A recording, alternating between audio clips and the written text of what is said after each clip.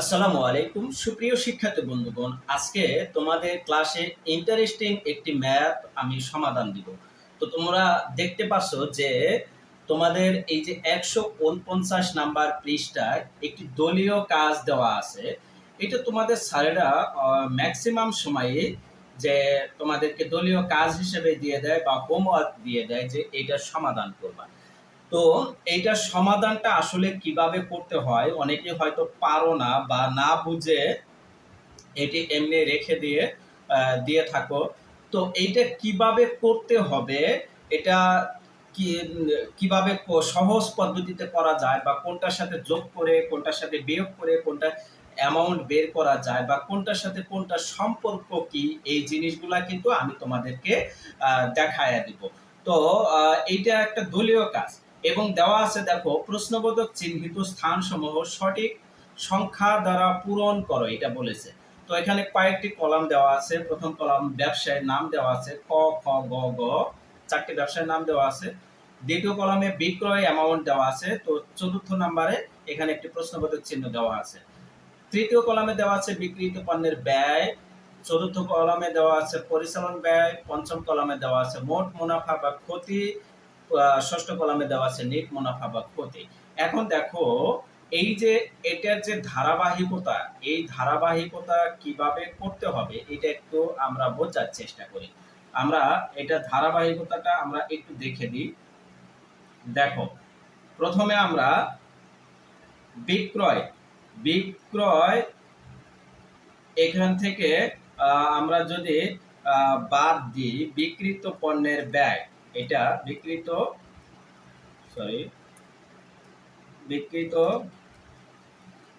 পণ্যের ব্যয় বাদ দিই, তাহলে বের হবে আমার মোট মুনাফা বা ক্ষতি। ঠিক আছে, ক্ষতিও আসতে পারে এখানে। ওকে, এরপরে এখান থেকে বাদ দিতে হবে, এটা আমরা এখানে লিখে দিই। এখানে মাইনাস পরিচালন ব্যয়। পরিচালন ব্যয় বাদ দিলে বের হবে আমার নেট মুনাফা বা ক্ষতি। ঠিক আছে, এইটা হলো সিকোয়েন্স। আমার এই সিকোয়েন্সটা তোমাকে অবশ্যই মনে রাখতে হবে। বিক্রয় থেকে বিক্রিত পণ্যের ব্যয় বাদ দিলে মোট মুনাফা বের হবে। এখন পরিচালন ব্যয়, মোট মুনাফা থেকে পরিচালন ব্যয় বাদ দিলে নেট লাভ বা ক্ষতি হবে।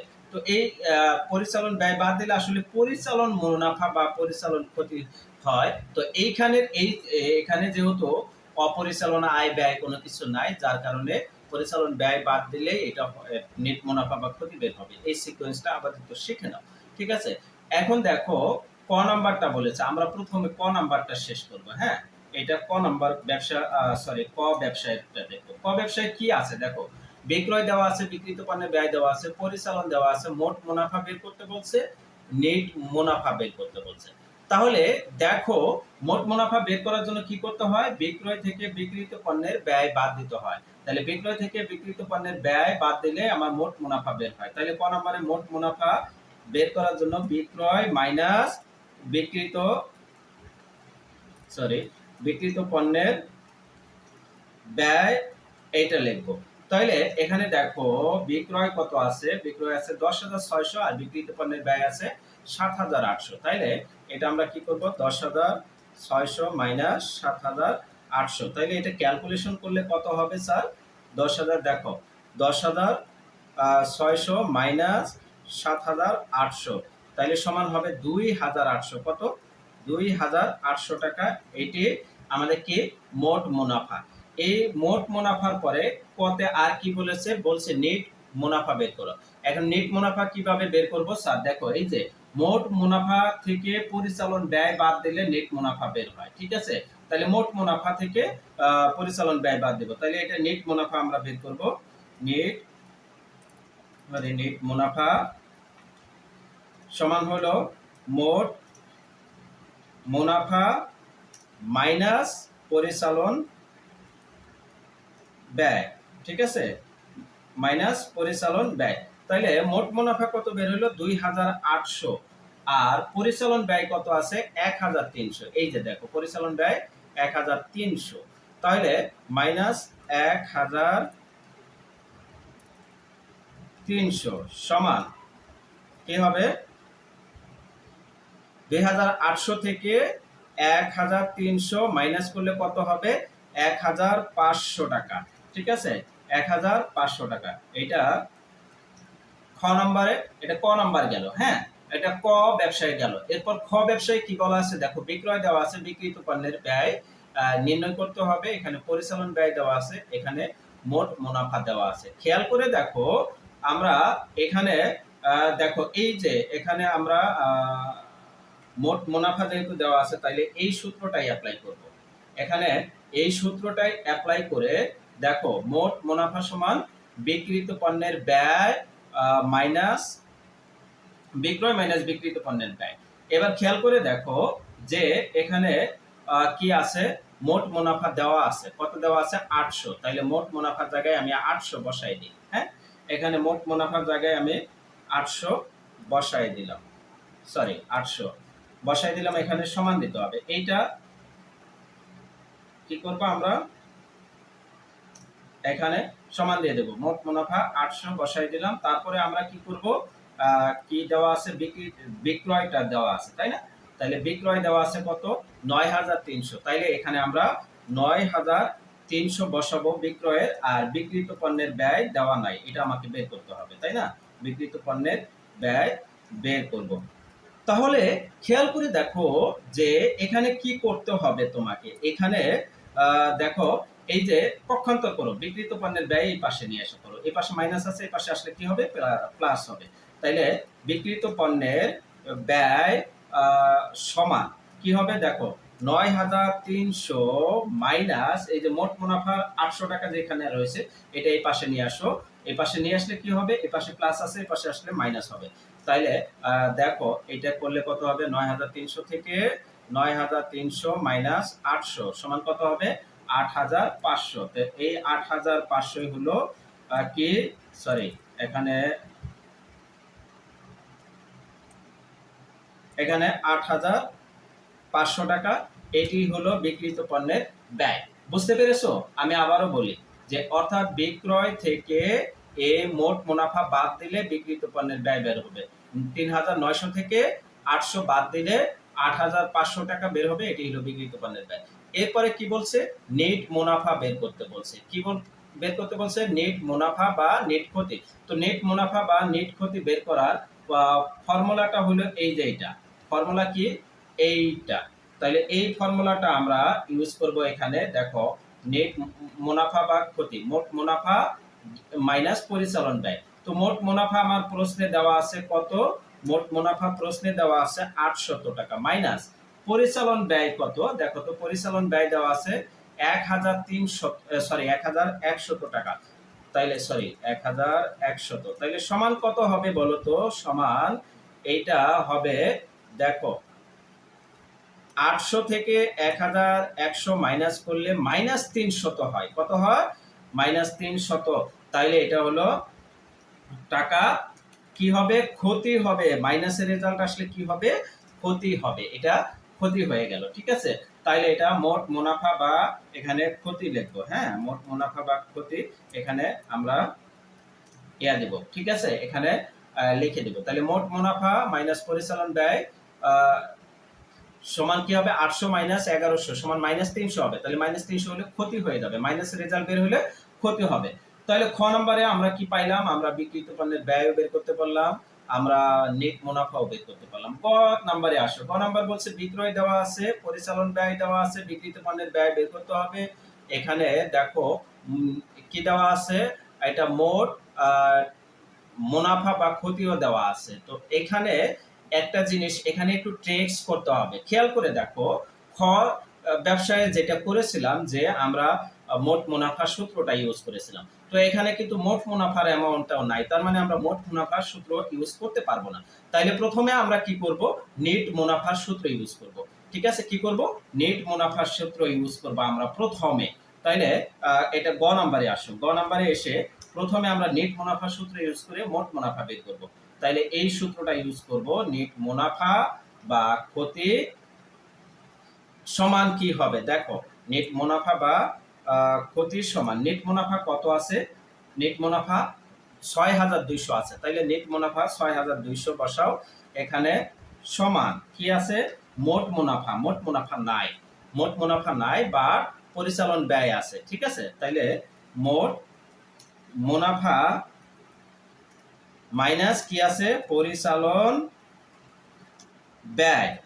ওকে, পরিচালন ব্যয় কত আছে স্যার, সরি পরিচালন ব্যয় তো প্রশ্নে দেওয়াই আছে, আমরা একটু বসাই দিই এটা। হ্যাঁ, এখানে কত আছে প্রশ্নে, পরিচালন ব্যয় আছে ১,৪০০ টাকা, তাইলে ১,৪০০ টাকা এই পাশে বসাই। এখন আমি এটাকে কি পক্ষান্তর করতে পারি আমি, ঠিক আছে, এটা পক্ষান্তর করতে পারি, কি আছে দেখো, ৬,২০০ প্লাস এই পাশে ১৪০০ আছে মাইনাসে, তাহলে এই পাশে আসলে প্লাসের হবে, তাহলে কত হবে, ৬,৪০০ সমান মোট মুনাফা, ঠিক আছে, তাইলে মোট মুনাফা।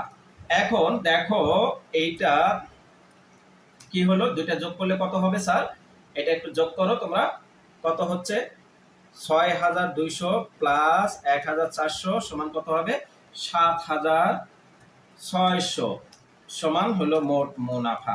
তাইলে মোট মুনাফা সমান কত আমরা পেয়ে গেলাম, বলো তো, মোট মুনাফা সমান ৭,২০০। এখন এখানে রেজাল্টটা বসাইতে পারি মোট মুনাফা। এবার মোট মুনাফার সূত্র দিয়ে আমরা বিক্রিত পণ্যের ব্যয় নির্ণয় করতে পারবো। তাইলে এবার মোট মুনাফার সূত্র ইউজ করো, মোট মুনাফার এই যে এই সূত্রটা ইউজ করো, এটা করলে কি হবে দেখো, এইবার বিক্রিত পণ্যের ব্যয় তোমার বের হয়ে যাবে। দেখো মোট মুনাফা, তাহলে মোট মুনাফা কত পাইলাম, ৭,৬০০ টাকা। ভালো কথা, বিক্রয় কত আছে প্রশ্নে, বিক্রয় আছে ১৭,২০০। ওকে, ১৭,২০০ এখানে বসাই দিব, বিক্রয়ের ক্ষেত্রে ১৭,২০০ বসাই দাও। হ্যাঁ, বসাই দিয়ে কি করবা, বিক্রিত পণ্যের ব্যয়, এবার বিক্রিত পণ্যের ব্যয় এই পাশে নিয়ে আসো, পক্ষান্তর করো, করলে কি হবে দেখো, এখানে বিক্রিত পণ্যের ব্যয় সমান কি আছে, ১৭,২০০, এই পাশে মোট মুনাফা এই পাশে আছে কি প্লাসের আছে, এই পাশে আসলে কি হবে, মাইনাসের হবে, তাহলে মাইনাস ৭,৬০০, তাইলে কি হবে এখানে, বিক্রিত পণ্যের সরি বিক্রিত বিক্রিত পণ্যের ব্যয় সমান কত হবে, ১৭,২০০ মাইনাস ৭,৬০০, তাহলে কত হবে, ৯,৬০০ টাকা, এটি হলো বিক্রিত পণ্যের ব্যয়। তাহলে আমার গ নাম্বার ব্যবসাটা বের হয়ে গেছে, কি বের হলো, আমরা বিক্রিত পণ্যের ব্যয়ও বের করতে পারলাম, কত কত বের করলাম, বিক্রিত পণ্যের ব্যয় ৯,৬০০, আর এখানে মোট মুনাফাও বের করলাম কত, ৭,৬০০ টাকা। আশা রাখি তোমরা গ নাম্বার প্রশ্নটাও পেরেছো। এবার ঘ নাম্বার ব্যবসায়ী আসবো। ঘ নাম্বার ব্যবসায়ী কি বলেছে দেখো, ঘ নাম্বার ব্যবসায়ী বলেছে এখানে দেখো, বিক্রয় ফাঁকা আছে, পরিচালন ব্যয় ফাঁকা আছে, মোট মুনাফা ফাঁকা আছে, তাহলে মোট মুনাফার সূত্রটা ইউজ করব। এইবারও কি করব, মোট মুনাফার সূত্র ইউজ করি। দেখো মোট মুনাফা সূত্র কত আছে, মোট মুনাফা দেওয়া আছে ৪,২০০, তাহলে মোট মুনাফার জায়গায় ৪,২০০ বসাই ফেলি এখানে। হ্যাঁ, এখানে ৪,২০০ বসাই। এরপরে দেখো বিক্রয় তো ফাঁকা আছে, বিক্রয় লেখা যাবে না, তাই কিন্তু বিক্রিত পণ্যের ব্যয় এবার কিন্তু ফাঁকা নেই, তাহলে বিক্রয় এখানে ফাঁকা আছে, বিক্রয়টা আমরা রেখে দিব। বিক্রিত পণ্যের ব্যয় কত আছে দেখো, বিক্রিত পণ্যের ব্যয় আছে ১১,২০০ টাকা, তাইলে বিক্রিত পণ্যের ব্যয়ের জায়গায় ১১,২০০ টাকা লিখব। এইবার আমরা কি করতে পারি দেখো, আমরা এইটা কি করতে পারি, ৪,২০০, এই যে ১১,২০০ এই পাশে কি আছে, মাইনাসের আছে, এটা এই পাশে নিয়ে আসবো, প্লাস করে দিব, তাইলে কত হবে, ১১,২০০ সমান কি হবে, বিক্রয়। তাইলে আমার বিক্রয় বের হলো কত, সরি বিক্রয় সমান কত বের হবে, ৪,২০০ আর ১১,২০০ যোগ করলে কত হয় স্যার, দেখো ৪,২০০ প্লাস ১১,২০০ সমান কত হবে, ১৫,৪০০ টাকা। তাইলে ১৫,৪০০ টাকা এটি হলো আমার বিক্রয়।